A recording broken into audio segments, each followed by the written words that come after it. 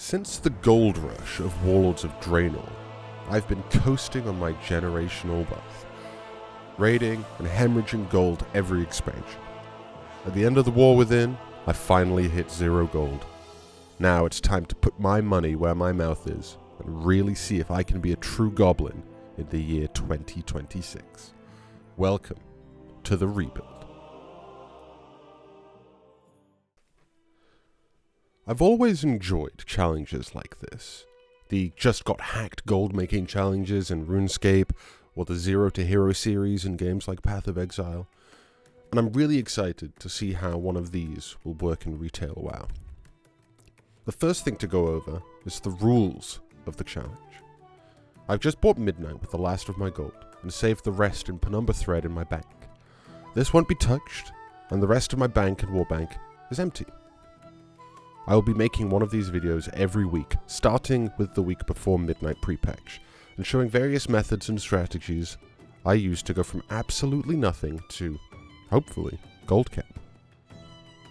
And one final rule is that I will be limiting myself to 15 hours a week, or about 2 hours a day. I'll have to be very strategic with my time. The first step in this challenge is to get some initial funds. I started by looking at some major world quests that could get me a couple of thousand gold in my bags. Nothing too big, but enough to cover any essential expenses I might come across. After collecting some gold and testing out a few raw gold methods which turned out to be not as fruitful as I had hoped, I decided that I needed to make sure that the last few members of my 8-man crafting warband were leveled up to 80.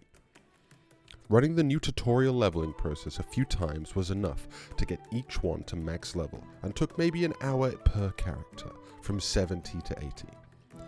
During this time, however, I did notice something not quite right with Thrall. Have a listen and tell me in the comments what you think of this. Loktar. Together, we are strong. The Alliance... I will return to Hammerfall to help with the repairs. And I'll do the same for Stromgarde. I hope that I'm wrong, but something seems really fishy about that voice line. I went to the Undermine Exchange to find something to farm, and make some real money now. I saw the prices of Cataclysm ores were at a good price, so I decided to check each of the zones for 30 minutes. I start with Deepholm, and the route is fairly simple. I just fly in a big circle around the outsides of the zone, hitting all the nodes I find, and here are the results after 30 minutes. 60 Cinderbloom, 172 Heartblossom, 65 Volatile Life, 31 Elementium Ore, and 40 Obsidium Ore. Adding all that up together means it was just under 10,000 gold per hour in materials. It's a good result for just herbing and mining, and much more gold per hour than running world quests. During this run, I also got my first piece of transmog from a rare. This is a good time to go into a bit of detail about my philosophy for selling transmog. The basic idea is that sale rate determines how expensive an item must be for me to consider selling it. The lower the sale rate, the higher the value it has to be. I'll go into more detail on screen if you want to pause and read, but if sale rate times market value is less than 10, I will most likely vendor the item. The next zone is Hyjal, and here we encounter a new resource in the game, lumber. This is a resource for crafting housing decorations, and is warbound, meaning it cannot be valued or sold on the auction house. It can, however, be crafted into housing decor, which can be sold. I've calculated a rough guide price of between 50 and 200 gold per lumber based on what I can craft and the value that it adds to these crafts. With this in mind, here are the results for Hyjal. Lumber, 68. Cinderbloom, 125. Obsidium Ore, 115. Volatile Life, 55. And Stormvine, 31. Which gives just over 22,000 gold per hour. There were some phasing issues, so it could have been even higher. Next up was my favourite kata zone, Uldum. The route I followed was to go down the river in the middle, and then hop a big circle around the rest of the zone. The results were 55 lumber, 13 pyrite, 71 Cinderbloom, 175 Elementium, 46 Volatile Life, and 57 Whiptail. It means that I got just under 20,000 gold an hour in mats and lumber. Finally, there was the Twilight Highlands, which honestly surprised me the most with how much lumber there was. I spent a lot of time here over the rest of the week doing other farms, as there was just a lot to find in this zone. Here are the results for the farm. 86 lumber, 54 Cinderbloom, 40 Elementium, 108 Twilight Jasmine, and 50 Volatile Life. This in total netted just over 21,000 gold per hour in materials. After seeing how much value was in the wood, I decided to use all the materials I had farmed to craft lots of furniture. My plan was for the rest of the week to craft one of each item of furniture on my main professions, tailoring and leatherworking.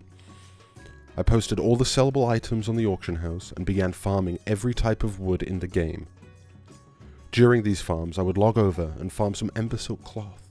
This farm ended up being really profitable for such a low time investment, and it was perfect for me to just park my auction house character there, do a cancel scan, get some cloth, and log back out.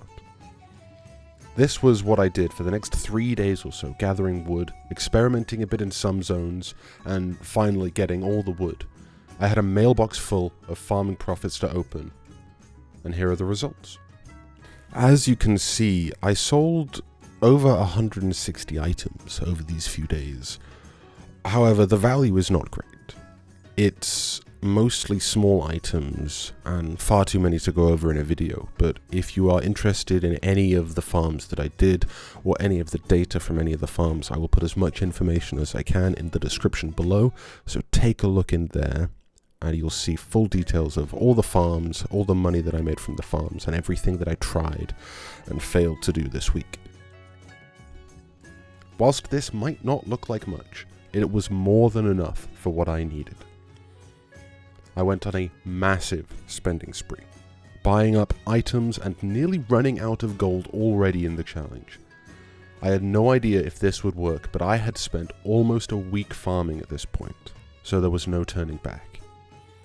I crafted everything and posted them all on the auction house and went to bed. When I woke up in the morning, well, I'll let live me show you.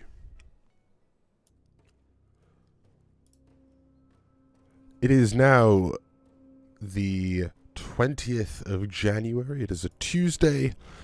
Patch day is tomorrow, and let's have a little look at our first mailbox, the first reset of this challenge, and let's see how we have done. And right there is our result. So for less than 2 hours a day this week, we've gotten 162,000 gold.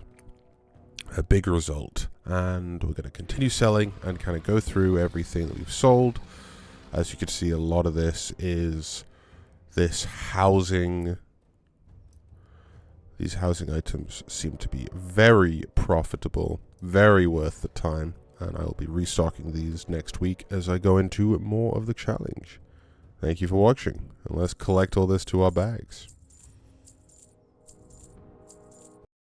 180k, nearly at that 200k mark. Feels good. See you all next week.